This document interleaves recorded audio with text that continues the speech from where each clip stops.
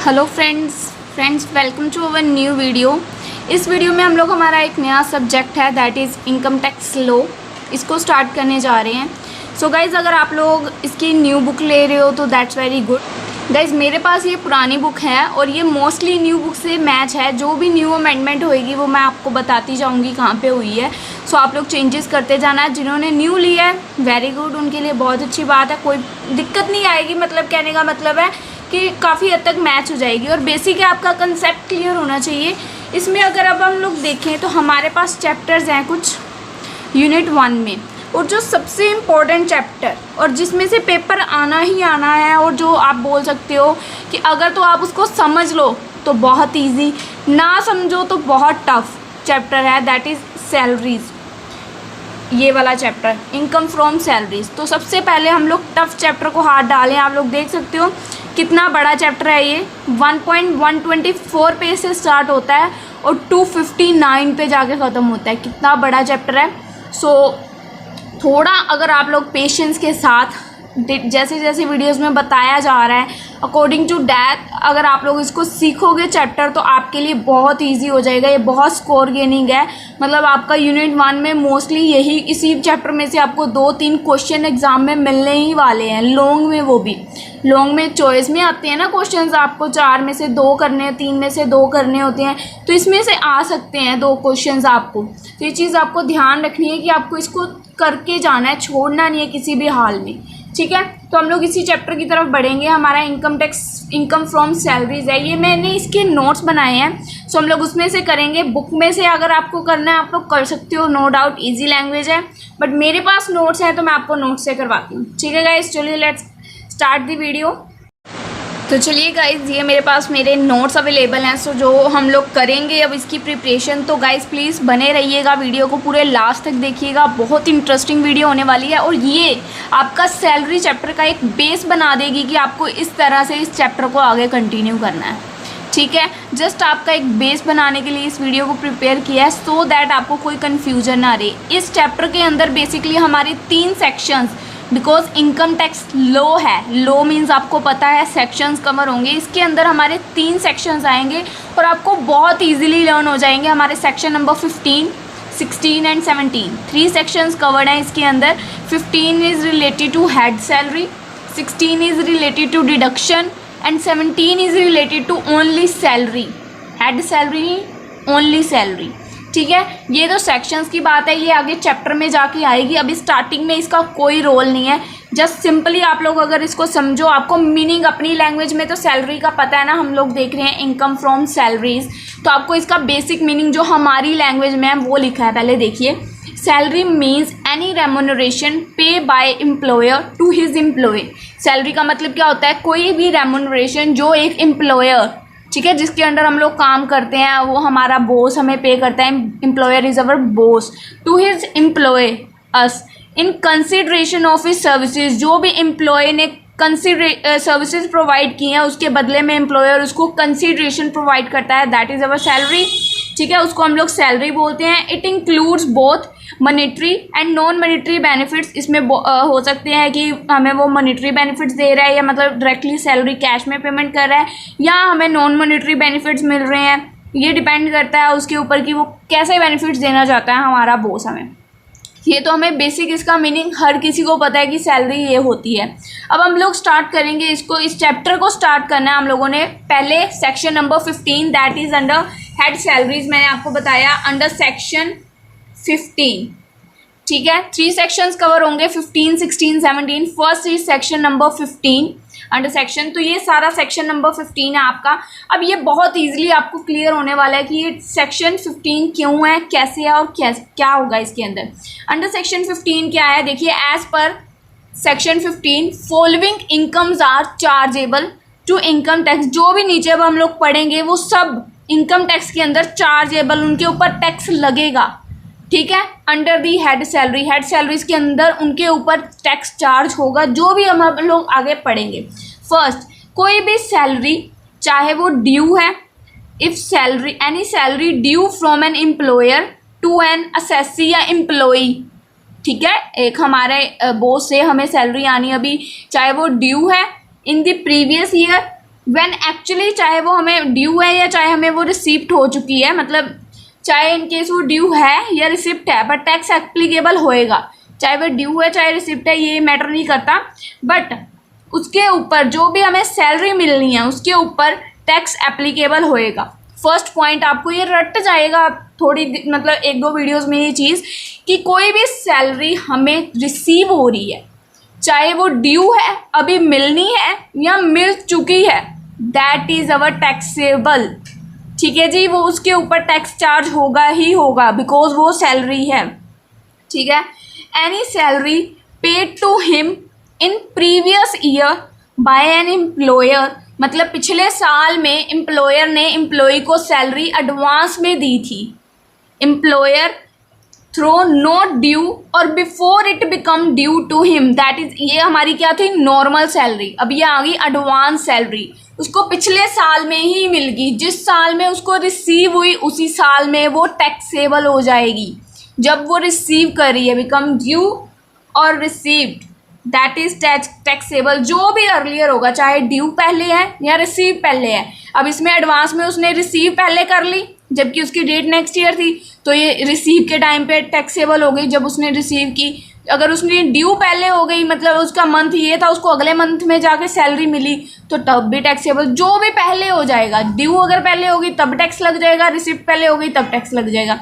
Due और receipt which ever is earlier. ठीक है जी, आप लोग ये पॉइंट नोट डाउन रखिएगा, which ever is earlier. Guys अगर आप लोग ध्यान से सुनोगे ना इस वीडियो में, आपके बहुत सारी चीज़ें आपके माइंड में एक बेस बना देंगी जो आपको इस चैप्टर को करने में बहुत हेल्पफुल रहेंगी। ठीक है, एक होती है हमारी normal salary, that is chargeable under income tax. Second is advance salary, that is also chargeable under income tax. Third कौन सी है, एनी अरियर्स ऑफ सैलरी, अगर हमारी कोई भी पिछली सैलरी अभी बकाया है, हमें मिली नहीं है या मिल चुकी है। Any arrear of salary paid to him by employer if not charged to income tax for any earlier previous year, अगर वो पिछले किसी साल में भी जो उसकी सैलरी बकाया थी, अगर वो पिछले किसी भी साल में इनकम टैक्स चार्ज नहीं हुआ उस पर, तो उसके ऊपर इनकम टैक्स चार्ज होगा।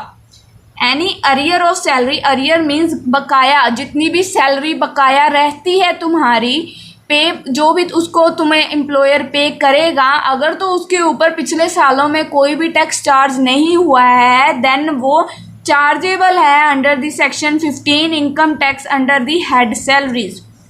ये कुछ हेड सैलरीज के 3 पॉइंट्स हैं।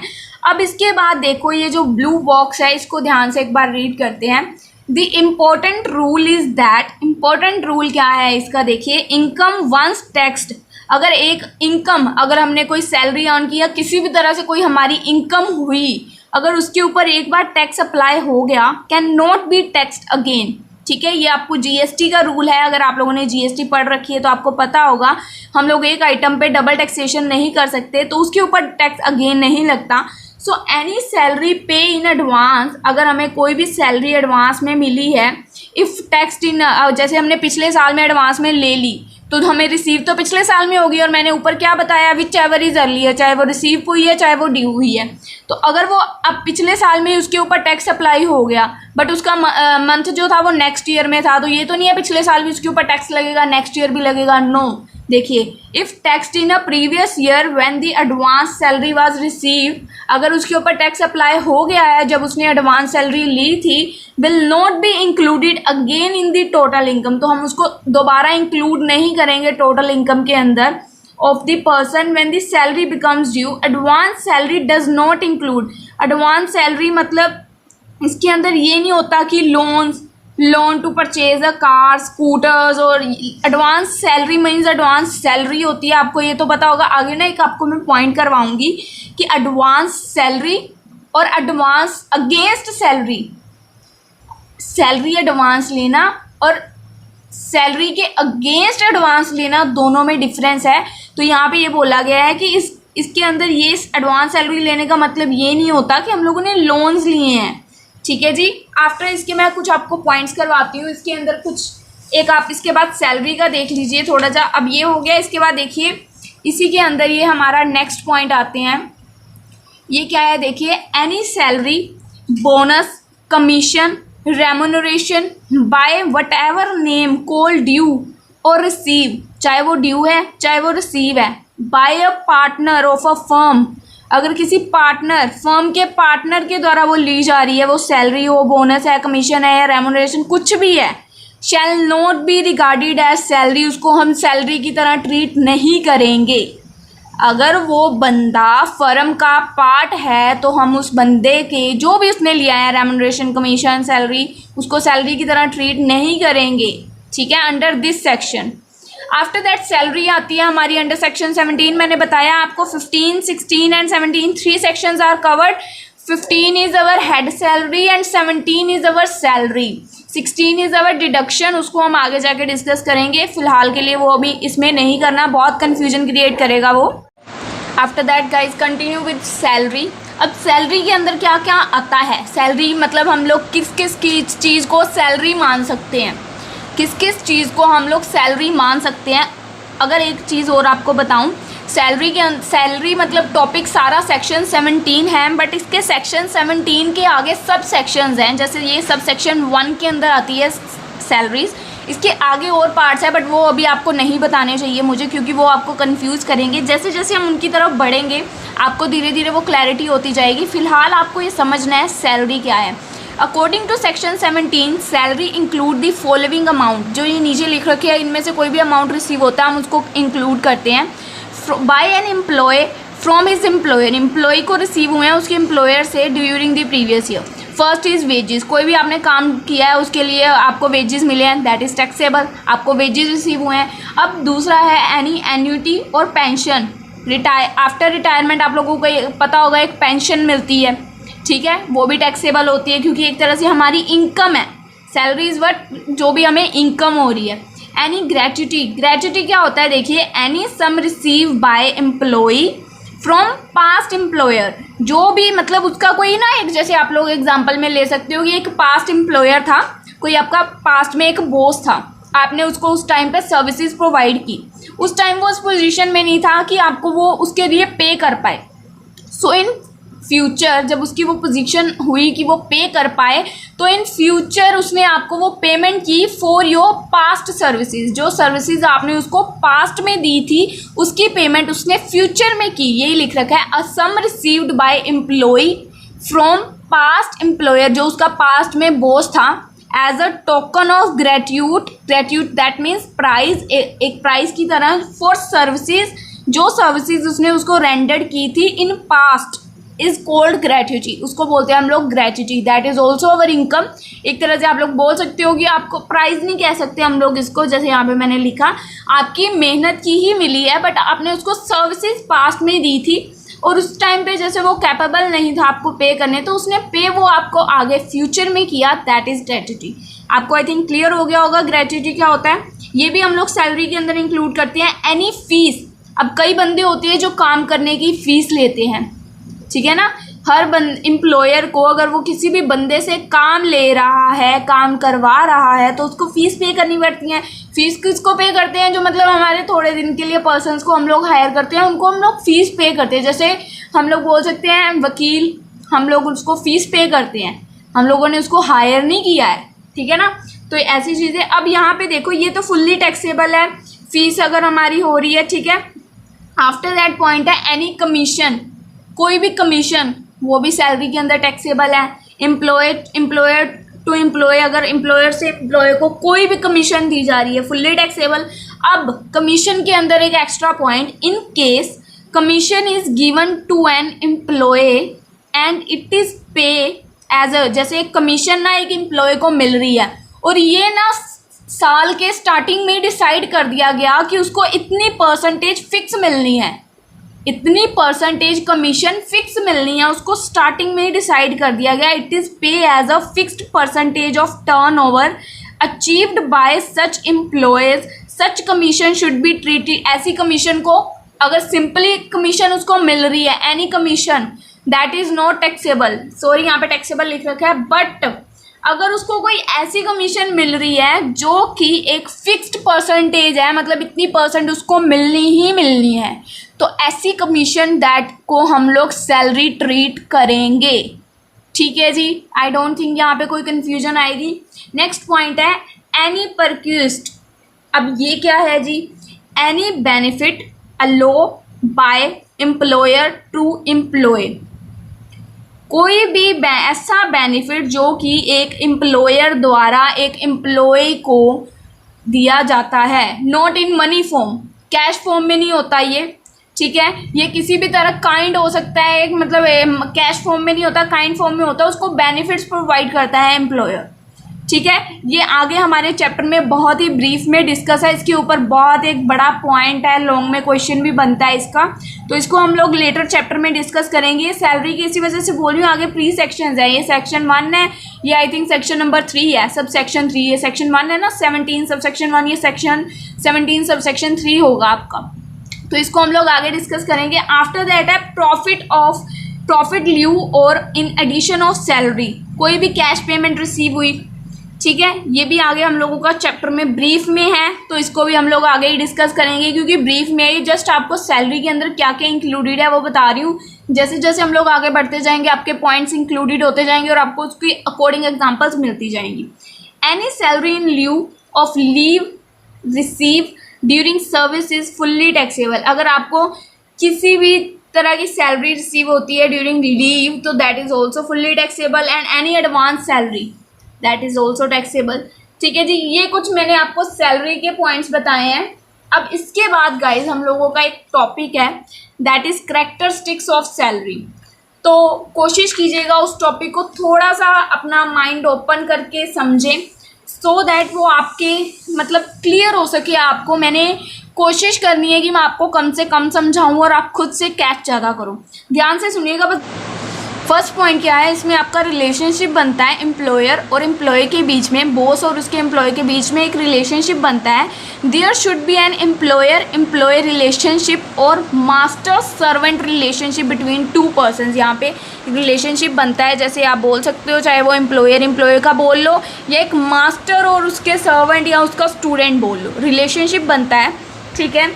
इन अदर वर्ड्स में अगर हम लोग बोलें, the amount received by an employee, जो भी अमाउंट रिसीव होता है एम्प्लॉय को उसके एम्प्लॉयर से, ही ऑक्यूपाइंग द पोजीशन, उसी पोजीशन पर रहकर of his employment is taxable, तो वो जो भी रिसीव हुआ है अमाउंट उसको that is taxable under this head, तो वो अमाउंट टैक्सेबल होगा। That is our first characteristic.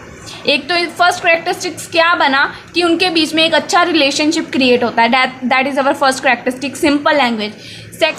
Second point क्या है गाइज, नेचर ऑफ एम्प्लॉयर, जो एम्प्लॉयर है, एम्प्लॉयर इज़ अवर बॉस, उसका नेचर क्या है, वो एक कंपनी हो सकती है, एक इंडिविजुअल पर्सन हो सकता है, कोई भी हमारा प्रोप्राइटर हो सकता है, पार्टनरशिप एक फर्म हो सकती है, ठीक है ना, आपका कोई भी पर्सन हो सकता है, मैनेजर हो सकता है, मतलब नेचर ऑफ एम्प्लॉयर आप बहुत सारे ऑप्शंस दे सकते हो। इसके लिए हमारा एक चैप्टर है रेजिडेंशियल वाला, 3rd चैप्टर है, तो जब हम लोग करेंगे तो यह पॉइंट आपको बेसिकली इजीली क्लियर हो जाएगा। वैसे इसके थोड़े से पॉइंट होते हैं नेचर ऑफ एम्प्लॉयर का नेचर क्या है, वो किस पोजीशन पे है, वो इंडिविजुअल है, वो कंपनी है, वो फर्म है, क्या वो इंडस्ट्री है, क्या है, बस ये चीज़ बतानी है, ठीक है।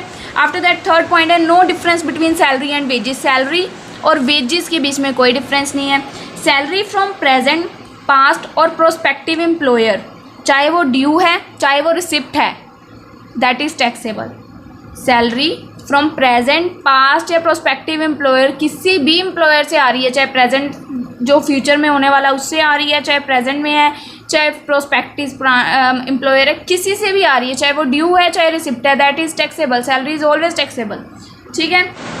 Next is salary from more than one employer, अगर आप लोगों को जैसे कह सकते हो कि सैलरी एक से ज़्यादा बंदों से आ रही है, जैसे आप लोग पार्ट टाइम में वर्क करना चाह रहे हो, ठीक है, जितने भी मर्जी बंदों से आपको सैलरी आ रही है, सैलरी तो सैलरी है ना, चाहे जितने मर्जी ज़्यादा मोर देन 1 के मैं कहती हूँ मोर देन 1000 आ रही है, बट सैलरी इज़ सैलरी, तो वो सैलरी टैक्सेबल होगी, काउंट की जाएगी, ठीक है, क्योंकि वो सैलरी है।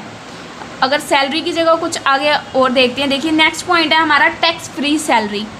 टैक्स फ्री सैलरी क्या है जी, टैक्स फ्री सैलरी में अगर मैं आपको अपनी लैंग्वेज में थोड़ा मोटा मोटा बताऊँ तो टैक्स फ्री सैलरी क्या होती है, जो हमारा बॉस हमें टैक्स फ्री सैलरी प्रोवाइड करता है, दैट मीन्स जो भी उस सैलरी के ऊपर टैक्स पे करना होगा वो हमारा बॉस पे करेगा, ठीक है, थोड़ा रीड करते हैं। In the case of tax free salary, tax payable on the salary income, जो भी टैक्स पे होना था उस इनकम, जो सैलरी जितनी इनकम है उसके ऊपर एम्प्लॉई के द्वारा, हमारे द्वारा, is borne by the employer, वो किसके ऊपर शिफ्ट हो जाता है, एम्प्लॉयर के ऊपर।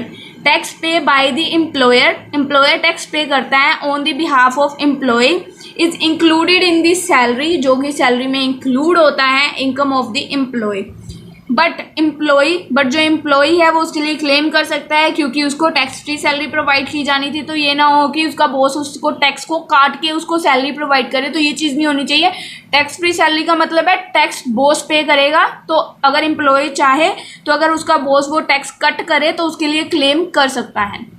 आफ्टर दैट नेक्स्ट पॉइंट है salary receive as a member of parliament, member of state legislative is not taxable under the head salary. अगर सैलरी किसी मेंबर, पार्लियामेंट के मेंबर को रिसीव हो रही है या स्टेट लेजिस्लेचर के मेंबर को रिसीव हो रही है, देन वो हेड सैलरीज के अंदर टैक्सेबल नहीं है।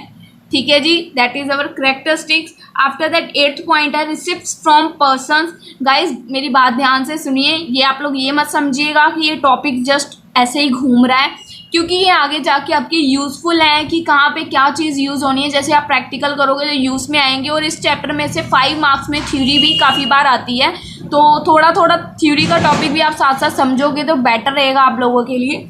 ठीक है, आगे देखिए, receipt from person other than employer. अगर हम लोग मनी रिसिप्ट कर रहे हैं बट वो एम्प्लॉयर से नहीं कर रहे, हमारे बॉस से नहीं कर रहे, ठीक है। अब मैं इसकी आपको एग्जांपल देती हूँ। आप डॉक्टर की एग्जांपल ले सकते हो। एक डॉक्टर है, वो क्लिनिक में अपने जो भी पेशेंट्स को देख रहा है, ठीक है, क्लिनिक में उसको या हॉस्पिटल में जाता है तो हॉस्पिटल में वर्क करता है, हॉस्पिटल से उसको सैलरी मिलती है, ठीक है, दैट इज़ उसकी वो सैलरी है। बट वो घर पे आके जो नज़दीक में पेशेंट्स, जो घर पे उसके पास पेशेंट्स आते हैं, वो उसकी एक्स्ट्रा इनकम है, अर्निंग है, वो सैलरी नहीं है, उसको कोई प्रोवाइड नहीं कर रहा। हॉस्पिटल में वो वर्क करता है, उसका एम्प्लॉयर उसको सैलरी प्रोवाइड करता है, बट घर पे आके वो वही पेशेंट्स को घर पे देखता है, तो उसको वहाँ पे वो सैलरी नहीं कंसीडर की जाएगी, ठीक है। तो अगर वो अदर देन एम्प्लॉयर मिल रही है, दैट इज़ नॉट टैक्सेबल, ठीक है जी। After that place of accrual of salary income. अब इसके क्या है, salary is accrued at the place, salary उसी जगह पे अक्यूड होगी where services are being rendered.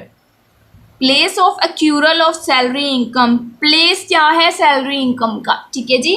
Salary की इनकम वहीं पे अक्यूड होगी, प्लेस उसी प्लेस पे अक्यूड होगी जहाँ उसकी सर्विसेज हुई हैं। अगर आपने सर्विसेज इंडिया में दी हैं और बाहर चले गए हो, बट आपको सैलरी वहाँ रिसीव हो रही है, बट वो प्लेस तो जहाँ पे आपने उसकी सर्विसेज दी इंडिया थी ना, तो वो इंडिया कंसीडर की जाएगी, ठीक है। वही चीज़ है, salary is accrued at the place, salary उसी जगह पे गिनी जाएगी जहाँ पे आपने उस सैलरी को रिसीव करने के लिए सर्विसेज प्रोवाइड किए हैं। अब आप मुझे आज सर्विसेज प्रोवाइड करके कल अमेरिका के लिए चले गए, अब मैंने आपका चेक सीधा अमेरिका में आपको ट्रांसफ़र कर दिया, तो वो सैलरी अमेरिका में नहीं गिनी जाएगी, आपने सर्विसेज तो इंडिया में प्रोवाइड की ना, तो that is considered in India. तो चलिए गाइज आगे देखते हैं, थोड़ा सा ही रह गया, बस इसको फटाफट हम लोगों ने 2 मिनट में समझ लेना, अब तो थोड़ा सा बिल्कुल रह गया। देखिए आप आगे क्या है, next point, deduction made by employer. अगर एम्प्लॉयर हमारी सैलरी में से कोई भी डिडक्शन कर लेता है, अब ये डिडक्शन कई तरह की हो सकती है। जैसे डिडक्शन उसने की, जैसे मैंने ना आपने बॉस से एडवांस में लोन ले लिया था, अब उसने मेरी सैलरी इस वजह से डिडक्ट की ताकि वो अपने लोन को धीरे धीरे रिकवर कर सके, हर बार मेरी सैलरी में से थोड़ा अमाउंट काट लिया जाता है। नेक्स्ट उसने डिडक्शन क्यों की, दूसरा पॉइंट आप लोग ये भी ले सकते हो कि एम्प्लॉयर के कंट्रीब्यूशन करवाना चाहता था वो, प्रोविडेंट फंड, इनकम टैक्स या प्रोफेशनल टैक्स, इसके लिए उसने थोड़ी सी डिडक्शन कर दी उसकी सैलरी में से। थर्ड, उसकी लाइफ इंश्योरेंस पॉलिसी के लिए उसने डिडक्शन मतलब बहुत तरीक़ों में हो सकती है, कोई भी मतलब करके कर सकते हैं डिडक्शन अगर हो, ठीक है। आफ्टर दैट नेक्स्ट देखिए गाइज, नेक्स्ट पॉइंट क्या है, सैलरी एज अ पार्टनर। अगर आपको कोई भी सैलरी मिल रही है कंपनी के एज अ पार्टनर, तो उसको आप लोग इनकम में ट्रीट नहीं करोगे, सो दैट इज वो टैक्सेबल नहीं होगी। आफ्टर दैट अगर आपको सैलरी मिल रही है, salary receive by a sole proprietor from his proprietary concern. Sole proprietor is our owner, owner को कहते हैं हम लोग सोल प्रोप्राइटर। तो अगर किसी ओनर को उसकी कंपनी में काम करने के लिए सैलरी मिल रही है, तो उसको क्या हम लोग इनकम में ट्रीट करेंगे? नहीं। Payment receive by legal heirs of a deceased employee. अगर कोई बंदा की डेथ हो जाती है, यहाँ पे आप लोग डेथ लिख सकते हैं हम लोग फॉर इजी। अगर किसी बंदे की डेथ हो जाती है तो जो भी उसके नॉमिनेटेड पर्सन्स होते हैं, लीगल हायर्स होते हैं, अगर उनको वो पेमेंट रिसीव होती है तो उसको हम लोग सैलरी तो नहीं ट्रीट करते, तो उसको हम लोग टैक्स में इंक्लूड नहीं कर सकते, ठीक है। Payment made after completion of employment. अगर आपको अपना वर्क एम्प्लॉयमेंट डन करने के बाद पेमेंट मिलती है तो दैट इज़ टैक्सेबल। अगर आप लोग अपनी सैलरी अपनी मर्जी से सरेंडर कर देते हो, दान कर देते हो, कोविड पीरियड में बहुत से लोगों ने की, बहुत से लोगों ने जब्त करके ली भी है और बहुत से लोगों ने दान भी की है, सरेंडर कर देते हो। बट इसका मतलब ये तो नहीं है कि सैलरी पर टैक्स नहीं लगेगा, वो तो लगना ही लगना है। तो अगर आपने सैलरी को सरेंडर भी किया है देन ऑल्सो भी वो टैक्सेबल है। अगर आपकी प्रीवियस ईयर फॉर सैलरी के लिए जो ईयर्स कंसीडर किए जाते हैं टैक्स अप्लाई करने के लिए, वो कौन से ईयर्स होते हैं? कैलेंडर ईयर और फाइनेंशियल ईयर। कैलेंडर ईयर्स नहीं अप्लाई होते आपकी इनकम के ऊपर जो टैक्स अप्लाई होता है, ठीक है।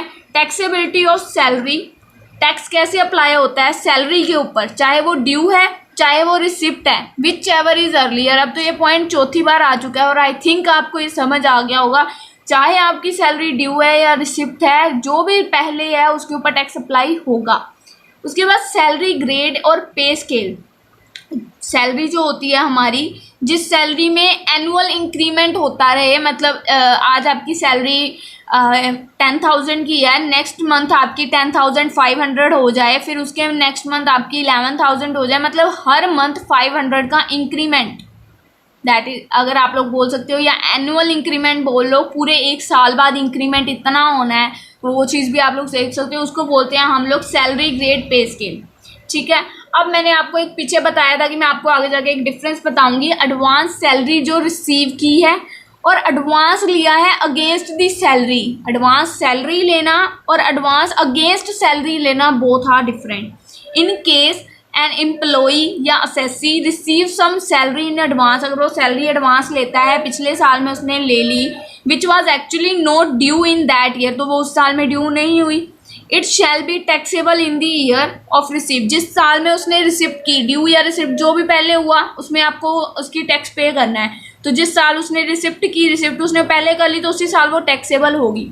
इन केस एनी लोन, ये तो उसने लोन लिया ना, देखो एडवांस लिया अगेंस्ट सैलरी, एक लोन लिया, any loan or advance is taken, it is not treated as advance salary, तो हम लोग उसको एडवांस सैलरी ट्रीट नहीं करेंगे, and hence is not taxable in the hand of employees, और वो टैक्सेबल भी नहीं मानी जाएगी। एडवांस अगेंस्ट सैलरी लिए, ये चीज़ आपको क्लैरिटी होनी ज़रूरी है। एडवांस सैलरी लेना और एडवांस अगेंस्ट सैलरी लेना both are different things. After that next last point है arrears of salary received. Arrears आपको मैंने पहले बताया, जो भी आपने सैलरी बकाया रहती है रिसीव करनी। Any amount of salary received from present past employer during relevant previous year which relates to some earlier previous year, it is treated as a arrears of salary. जो भी आपको पिछला आपका बकाया रिसीव हुआ है उसको आप लोग अरियर ऑफ सैलरी की तरह ट्रीट कर सकते हो। It is taxable in the year in which received and not the years which it belong. ये वाली सैलरी जो आपकी बकाया वाली है, ये तभी ट्रीट की जाएगी जब ये रिसीव होगी। जब ये ड्यू थी तब नहीं इसको हम लोग ट्रीट करेंगे, जब ये आपको रिसीव हुई उस साल में इसके टैक्सेस के ऊपर अप्लाई किया जाएगा, ठीक है, क्योंकि ये हमारी बकाया थी तो इसको हम लोग ऐसे ट्रीट करेंगे। बाकी हमारा सारे पॉइंट्स कैरेक्टरिस्टिक्स के क्लियर हैं। तो गाइज अगर आप लोगों को अभी तक इस वीडियो में कुछ भी प्रॉब्लम आई है तो मुझे कमेंट सेक्शन में ज़रूर बताइएगा। आफ्टर दैट हम लोग इसका पार्ट 2 कवर अप करेंगे सैलरीज चैप्टर से रिलेटेड। कोशिश करेंगे कि उसमें आपको थोड़े इसके बेसिक रूल सिखाए जाएँ सो दैट आप लोगों के फॉर्मूलाज एक तरह से प्रिपेयर हो जाएँ एंड देन फिर हम लोग इसके प्रैक्टिकल क्वेश्चन स्टार्ट कर देंगे। ठीक है गाइज, मिलते हैं नेक्स्ट वीडियो में। गाइज वीडियो को लीव करने से पहले आप लोगों से एक रिक्वेस्ट है कि मेरे चैनल पर 90.6% ऐसे लोग हैं जो वीडियोस को तो देखते हैं पर चैनल को सब्सक्राइब नहीं करते हैं। सो गाइज प्लीज़ चैनल को सब्सक्राइब करके बेल आइकन को ऑन कर लीजिए सो दैट हमारी लेटेस्ट वीडियोस की नोटिफिकेशन आपको टाइम टू टाइम मिलती रहे। तो चलिए गाइज मिलते हैं नेक्स्ट वीडियो में, बाय बाय।